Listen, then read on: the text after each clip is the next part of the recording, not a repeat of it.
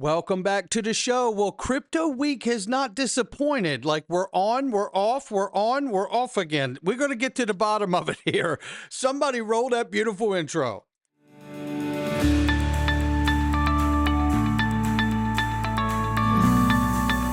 Digital Perspectives with Brad Kimes. Come on in.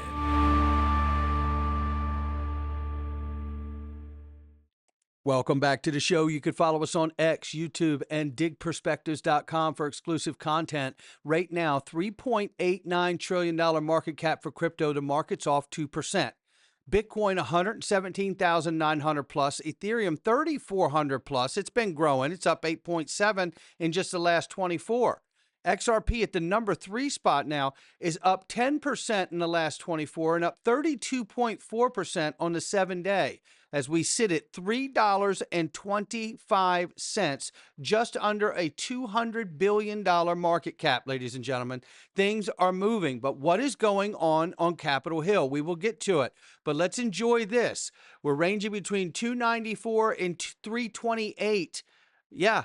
$3.28 at the top. So we're dancing around the top of this range here. And we're going to get into what's going on with all of the crypto bills in this video and figure out exactly what's happening here. But the signs are bullish on the market, ladies and gentlemen. And by the way, let me tell you about this really quickly here. The new PCA account from iTrustCapital, I just want to say that, clients have asked for years that iTrust do and offer accounts other than just IRAs, which, by the way, if you haven't checked them out, they're remarkable. You can roll over your 401k right now and look like a boss before this bull cycle. Think of it for a moment. Listen, iTrust has a strong reputation for service and security, and that is bar none. I tell you that. And you guys know that I keep my assets on multiple platforms to feel safe. This is one of them. The premium custody account right here eliminates a lot of security concerns that you find on general crypto platforms. And that's why I love it as one of the solutions for myself. Because the big difference is this is a closed loop system, meaning that compared to platforms like crypto exchanges, this model is all about eliminating the ability to move crypto out of the account, which removes a huge attack vector. So if you're not somebody who's trading every day and all of this in and out of other cryptos, this could be a great solution for you. This is not for everyone, and that's intentional. But this is absolutely designed to make it impossible for crypto to be sent externally out of your account. It can only go to your checking account. So that's the safety mechanism there. And I tell you what, bless iTrust for putting it together there. Let's keep going right here. Click the link underneath the video. Get started today. It's right at the top. You won't believe it. It's a great experience. Bill introduced in Congress requiring lenders to consider crypto holdings when applying for mortgage. Oh, I love this one. Oh, yes, I do. Now, it's just a bill that's introduced, so this is not any of the 3 bills we're about to discuss. I just want to show some movement around the world. As you know, Ripple has targeted European markets through MiCA license application in Luxembourg. But, I wanted to remind everybody about this back in 2023. You remember this one? Yeah. Ripple said we're honored to be added to the Central Bank of Ireland list of registered virtual asset service providers, allowing us to provide digital asset services within Ireland and then obviously across the EU as well. Luxembourg license is going to help solidify all of that. Now, what do we know? Is that the Fed has been a problem in more than one way, but certainly in facilitating Operation Choke Point 2.0 to suffocate this American innovation of digital assets. Take a listen. But President Trump said today, seemed to clarify that he's not going to fire him. So we got to wait until May. And Scott Bessent is going to he's holding a process.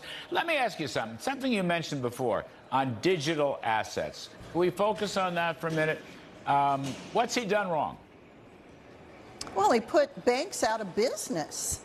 And he has withheld master accounts from financial institutions that would seem by statute to qualify to receive them. I think he's overextended his authority. And in addition to that, It's like whack-a-mole trying to do business with the Fed. Nobody will take responsibility for who is the bottom line on dealing with issues, whether it's the Fed presidents, the bank presidents, the head of bank supervision, the chair of the Federal Reserve. It is, Larry, you wouldn't believe what a morass that place is to deal with. Is the Fed blocking the cryptocurrency revolution in your judgment? Listen. Absolutely. The manner in which banks that were dealing with digital assets as borrowers, and they were put out of business, literally, by the... There you have it right there. So listen, not that we didn't know this, but the reality is I thought this was very nice from the founder of the Digital Chamber. Shout out to Perry Ann. She says, debating whether the Fed Chair Powell should be fired is a distraction. The real issue, the U.S. dollar has lost over 95% of its value since its inception. The experiment has failed. It's time to abolish the Fed. Yes. Yeah. Tell it, Perry Ann. Yeah, I mean, and not to mention the fact of everything Senator Lummis just mentioned, right? Operation Choke Point 2.0, suppressing the innovation of America, and moving forward with this financial system and all this great technology to make everything work better. Absolutely, it's a problem, and he's got to go. And so does the Fed, not just Jerome Powell. Now, with that being said, I do believe we're going to get where we need to go, but we need to understand actually where we are and the fight at hand.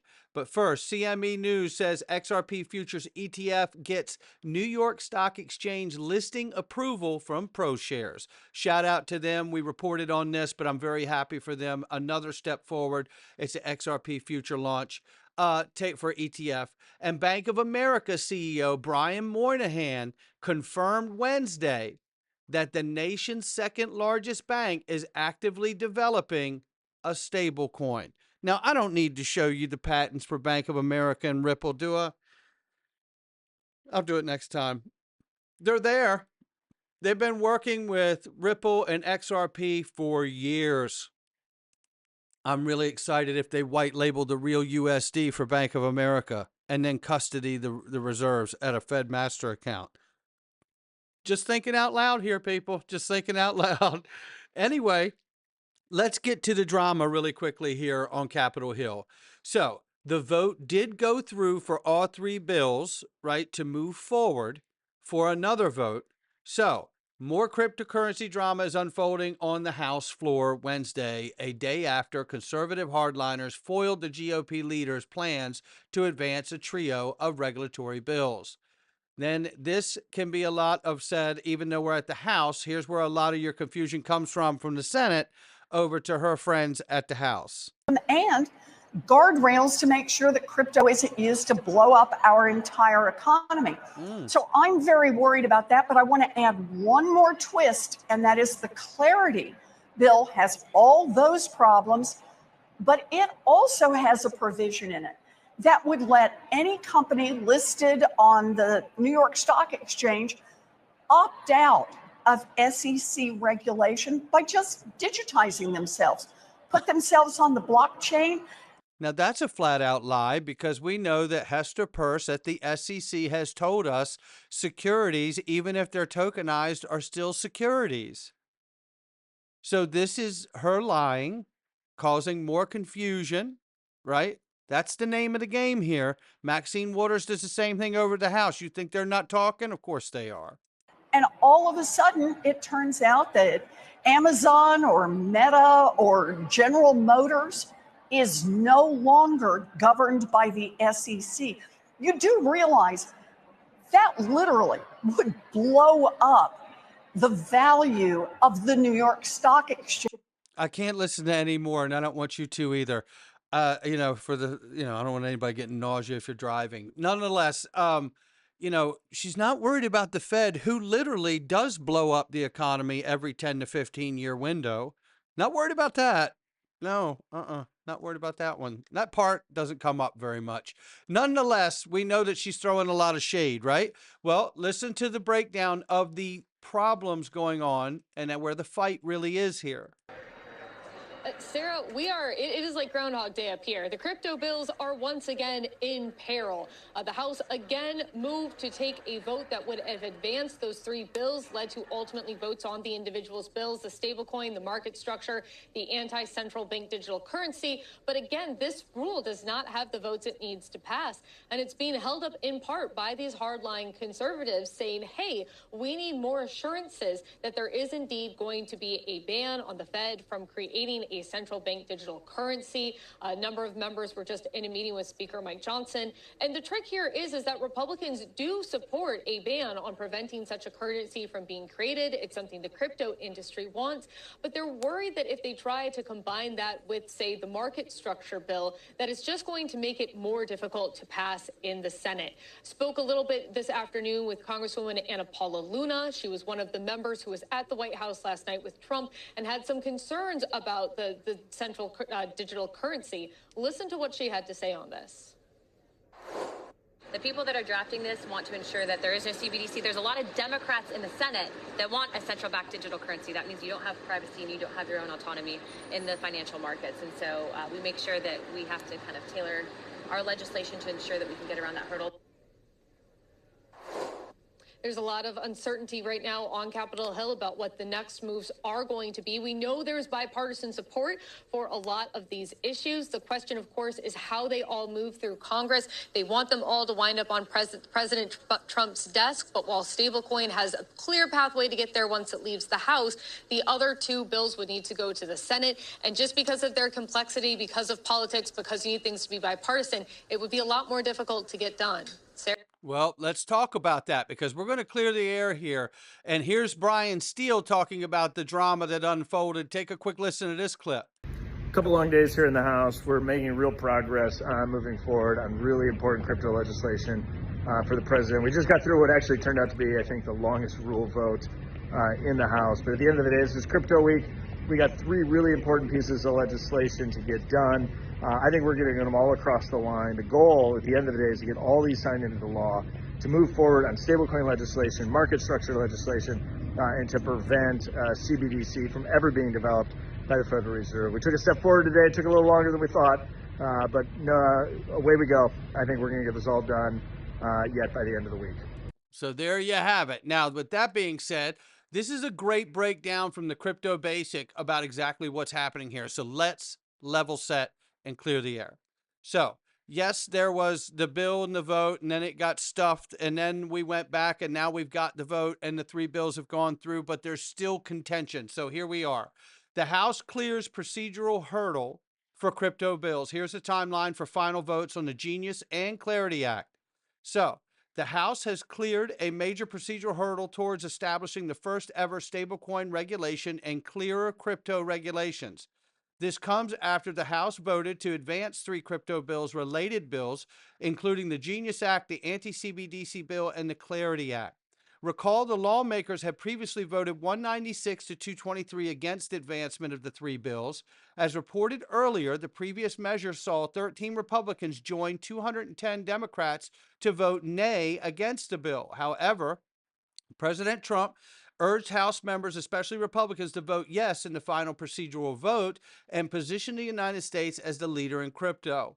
Interestingly, members of Congress passed a final procedural vote on the Genius Act, the Clarity Act, and the Anti-CBDC bill, eventually setting the floor votes for each bill, alongside the defense spending bill. Listen to this part. The bills advanced with 217 yes votes, which surpassed the 212 nays. Notably, the voting exercise set a new House record lasting 10 hours, the longest in history. Famous pro-crypto journalist Eleanor Terrett disclosed that the vote lasted 10 hours due to the inclusion of crypto. According to Terrett, several Republicans changed their vote multiple times from no to yes to no within 24 hours, reflecting intense lobbying behind the scenes. Sources told Terrett that they spotted some Republicans at the Capitol Hill Club socializing nearby in anticipation of a late-night vote switch. One major factor that helped advance the bills was committed include anti-CBDC language in the National Defense Authorization Act, guaranteeing basically it would pass, is what my guess is there. This provision aims to block the federal government from issuing a CBDC through the Federal Reserve. And if they attach it to the National Defense Authorization Act, they know that you want your spending bill for defense, then you're going to pass this too, is the way it sounds. So looking here, this is all aiming to block the federal government from issuing a CBDC through the Federal Reserve. Yes, and I absolutely want to see the Federal Reserve go away too. Commenting on the development, Representative Brian Steele, who we just heard from, confirmed that the exercise turned out to be the longest rule vote in the U.S. House. He expressed confidence that the House will pass all three crypto-related legislation to have them signed into law soon. We took the step forward today, and even though it took longer than we thought, I think we're going to get all of this done, all bills passed by the end of the week, says Brian Steele. So it's worth noting that yesterday's vote aimed to establish the rules governing the final order and votes for the individual crypto-related bills. So there's still more voting to go, but this sets up the rules and the order for how these things will go to when they actually vote on the floor. So following the advancement, the House is expected to hold a final passage of the Genius Act today. The vote on the Clarity Act is tentatively slated for next week. However, the anti-CBDC provision vote, which has now been tucked into the NDAA defense spending bill, has yet to be scheduled. But you know, for a defense spending bill, they're going to need that defense budget, so they're going to pass that in there. We just need to make sure it stays in that bill. Now, with that being said, the United States Federal Credit Union says new ISO 20022 terminology is being shared across the board here. And basically, for example, the familiar term routing number will now be referred to as the agent ID in the ISO 20022 based U.S. wire transfer, as you can see here. These are the new terminologies for original sender as debtor, originating banking, sending banking, debtor agent. So you can see these new terminologies straightening up this information share with this new standard that's being adopted. All right, now with that being said, we got to go all the way back to 2020 when the CFPB, the Consumer Financial Protection Bureau, put this report out about Electronic Money Transfer Act as amended by the Dodd-Frank, which was brought up in the recent congressional hearings and talks, which highlights the fact that continued growth of fintech non-bank remittance transfer providers and their further expansion into partnerships and other relationships with banks and credit unions, which allow such entities to tap into closed network payment systems that non-bank remittance transfer providers have developed, and the continued growth and expanding partnerships of virtual currency companies such as Ripple, which offer both a payments messaging platform to support cross-border money transfers, as well as proprietary virtual currency, XRP, which can be used to effect settlement of those transfers. The path is being cleared. It's 2025. This was 2020 timeframe.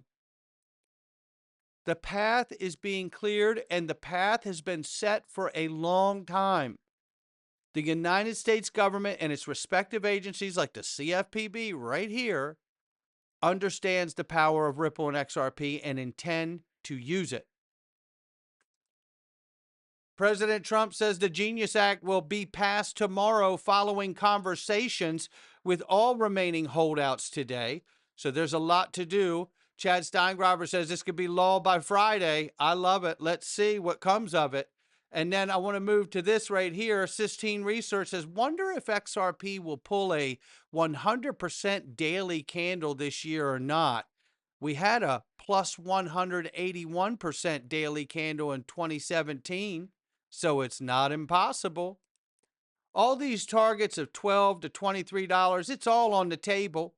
We just need this legislation to become law to see where it's going to truly land.